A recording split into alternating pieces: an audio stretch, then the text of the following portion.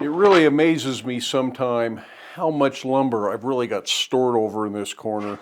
I even managed to find some nice exotic hardwoods. I don't remember exactly what I bought these for, probably knife handles, tool handles, something of that sort. And I've still got a fair amount left over. And as we look at expanding the woodworking content here on this channel, I thought I would go through that woodworker's rite of passage, the cutting board. So I'm going to cut some of this stuff up and see if we can make 2 or 3, 4 cutting boards, whatever I end up with.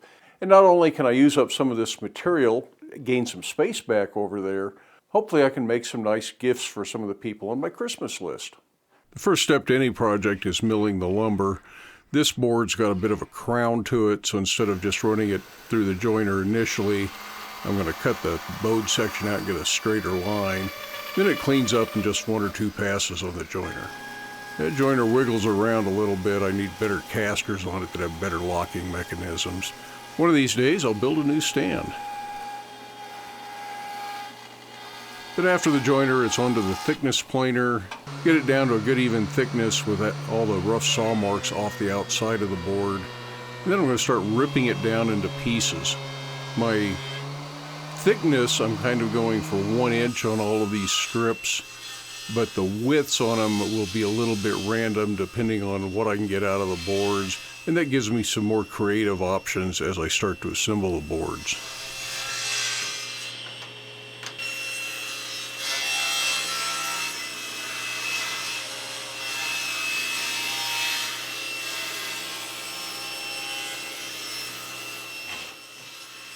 Years ago, I had a wood miser sawmill, and we cut a lot of lumber up on that sawmill, things we used for building around the property. The blacksmith shop was made mostly with lumber that I cut on the sawmill. At one point, a friend of ours had a walnut tree in his yard that died and probably been dead for quite some time. It was dry. Brought the logs over and we started to cut that up on the sawmill. Unfortunately, it was more than my small wood miser would handle, and it really worked it hard and ultimately killed the motor. Never figured out what was wrong with it. I finally ended up giving the sawmill to somebody that thought they could fix it. But this is some of that walnut that we cut that day. It's been stickered and stored, unfortunately, outside for 10 years maybe now. It's been a long time since that sawmill died on us. And I figured I might as well see if I can use some of that in this. I didn't have any other walnut available. And I'm going to give one of these boards to him as a Christmas gift, since that was his tree. And the only other thing I've done with that lumber previously is make an anvil stand out of some of it.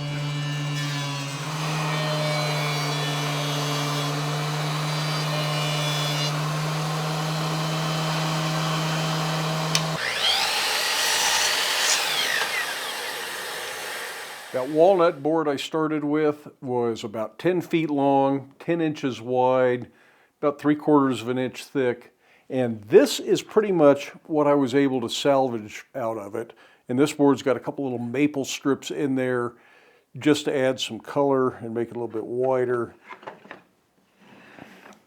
So not a lot of good wood in that. It's been laying outside forever, so it's really kind of suffered. I did put a couple of those in this other board over here.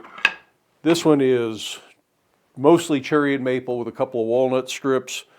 This one's mostly cherry with 1 walnut stripe in it, as well as 2 little maple accent strips. And this one is maple with some of those exotic hardwoods that I'm not 100% sure what they are. I think this stuff is Paduke, probably, just looking at the color, but I'm not 100% sure. So now it's time to do some gluing up. I don't know if I'll glue all of these up right now or if I'm going to glue 1 or 2 up, let them sit overnight, take them out of the clamps, and then reuse the clamps on the other ones. But before I do that, I want to prepare some clamping cauls. These will pinch top and bottom to make sure there's not any kind of a bow or wave in the board and keep it as flat as possible. But I don't want to glue that to the boards. So before I do that, I'm going to wrap these with some shrink wrap. Then it is time to do some gluing.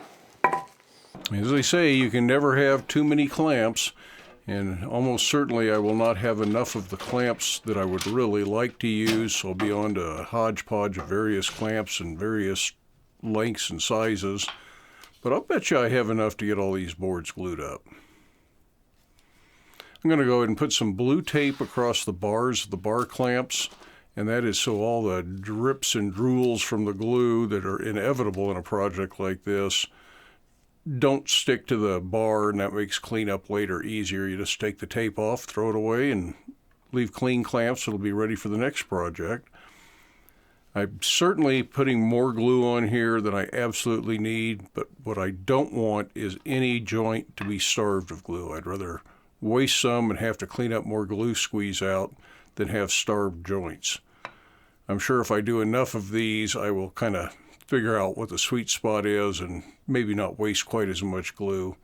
In the grand scheme of things, though, glue is cheap, and a failed project is just a waste of time and materials.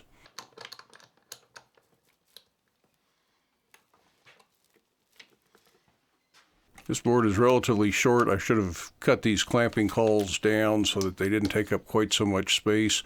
But there's just enough space to squeak in one more clamp across the top and make sure these are clamped up good and solid. I'm going to let these sit in the clamps overnight, and then the next morning I'm going to go ahead and take the clamps off of it and have a lot of glue squeeze out to clean up.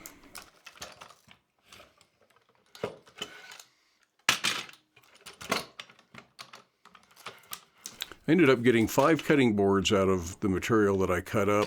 I probably could have gotten one more if I'd cut up everything I had, but I didn't want to use all of it.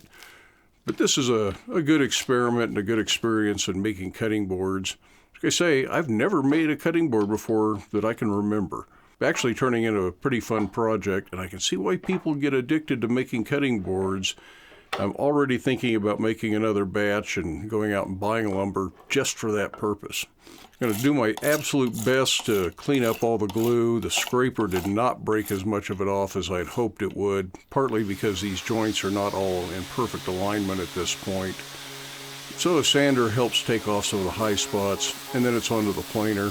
The planer really doesn't care much about the glue. It goes right through it, but it will dull the cutters a little faster, so the more you can remove, the better.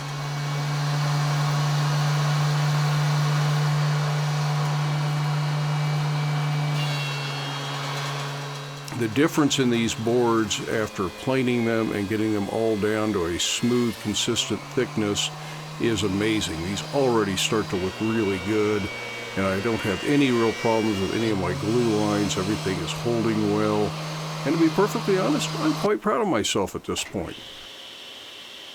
At least one end of all these boards will need to be squared up. I'm using the table saw because they're a little bit wide for the miter saw. Some of them will have a handle, so I don't have to square up the second end on those boards. For rounded corners, I'm just tracing a round object I happen to have in the shop, and I'm going to rough cut that on the bandsaw, and then I'll clean it up with a sander later. Now this is something that if I were doing a lot of them, I would find some sort of a router template and a pattern following bit, and something that is available commercially, or you can make your own, so you make it one time and then you can use it for all of your boards in the future. And it would make the process go a lot faster, a lot smoother, and you wouldn't have all the cleanup because the router would leave a way smoother finish that I'm getting off the bandsaw.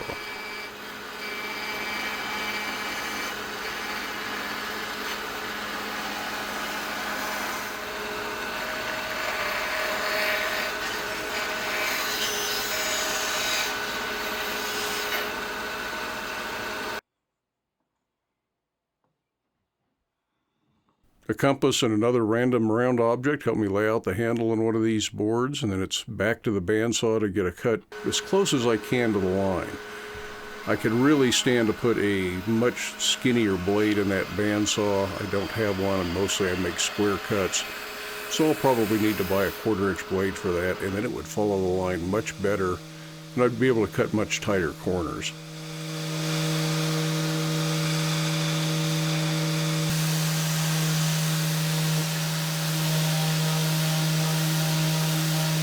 I'll ease the corner on all of these boards with a round over bit, and I'm just using a small palm router for this. It's a little Bosch palm router.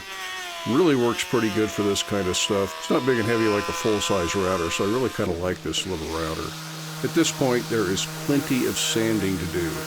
Some of it is just surface sanding, and some of it is getting in and sanding up and cleaning those round edges on these boards with handles. The device I'm using, this belt sander, is really a knife maker's belt grinder meant for grinding knife blades and knife handles, things like that. It's a steel 2x48 grinder, and it came from Blacksmith Supply. I'm not being sponsored by Blacksmith Supply at this point. This little belt grinder will take any grit of belt, probably from 24 grit all the way up to 6,000 grit in ceramic, aluminum oxide, whatever you want to use. And all that stuff is readily available. It's also variable speed, so you can run it slow. But it doesn't do everything, and there's still a little bit of work to do with a rasp.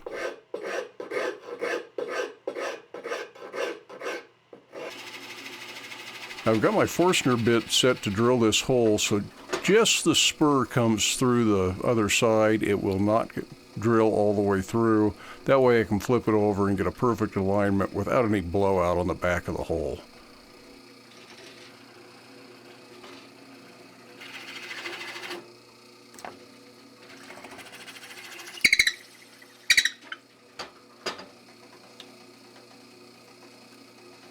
The inside of the hole does need to be rounded over, just like the outside of the cutting boards have been, and I'm using that same round over bit. Again, this little palm router makes that a pretty simple job to do.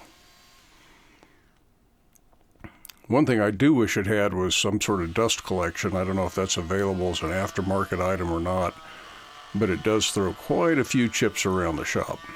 And of course, it's back to sanding. All of these need a complete series of sanding steps done to them before they're ready to put a finish on. I start with an 80 grit disc on the palm sander, and I sand that until I'm happy with it. The pencil marks really help make sure you know you've gone through everything. After the 80 grit, I go to a 180, and I do the entire board with 180, make sure it's good and smooth, and it's a pretty good finish at that point, but not perfect. I'm going to put some water on these and get them nice and damp, not soaking wet by any means. And as this dries, it will raise the grain in the wood fibers and make the board just a little bit rough. But that means the next sanding step, I'm taking all that off, so it will be less inclined to do that in the future when the board is used with some sort of wet material like meat or something like that, or when it's washed. After that, it's on to a good 220 grit sanding, and that's the final grit that I'll use, and I'll hand sand the edges, make sure everything's good and smooth and ready for a finish.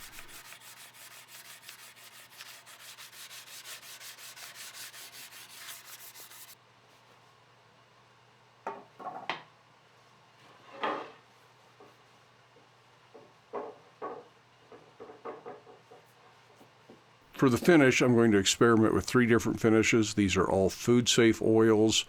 The first one I'm going to try here is hemp oil. This is something we use on wooden bowls and our cutting boards in the kitchen, so it's something we're real familiar with in our house. And I'm just going to put it on very liberally, and I'm rubbing it in with a rubber glove and not a towel or a rag because I don't want it to soak in. I want it to sit on the surface for a while, about a half hour, and then I'll wipe it down with a rag. Second board is a flaxseed oil. This is something sold in health food stores as a dietary supplement, so it's plenty safe to put on your cutting board. It's essentially linseed oil without any of the additives that you get in commercial linseed oil for finishing wood. And the final board, this little walnut board, is getting the mineral oil finish. This is food-grade mineral oil, and it's sold as a cutting board finish. But once the first side is done, they all get flipped over, and the exact same procedure gets done with the second side. And again, it'll sit for about a half an hour, and then I will wipe off any excess, and I'll repeat that several times.